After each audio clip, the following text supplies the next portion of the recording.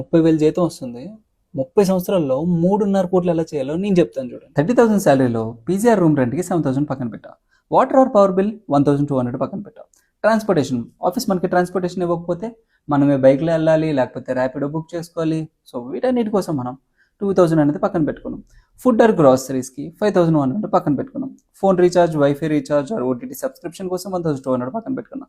Personal care అంటే సెలూన్కి కానీ మనకి క్రీమ్స్ కావాలి, లోషన్స్ కావాలి, వాటి కోసం 800 అయితే పక్కన పెట్టుకున్నాం. క్లోత్స్ ఆర్ ఫెస్టివల్స్, ఏవైనా జరుగుతాయి ఫెస్టివల్స్, సో వాటి కోసం మనం 1,200 పక్కన పెట్టుకున్నాం. సో ఇన్సూరెన్స్ అనేది ఇంపార్టెంట్ కాబట్టి మనకి లైఫ్ ఆర్ మెడికల్, దానికోసం 1,200 పక్కన పెట్టుకున్నాం. సో ఏదైనా ఎమర్జెన్సీ చెప్పి రాదు, జాబ్ పోవచ్చు, ఏదైనా మెడికల్ అవ్వచ్చు, సో దానికి 4,000 పక్కన పెట్టుకున్నాం.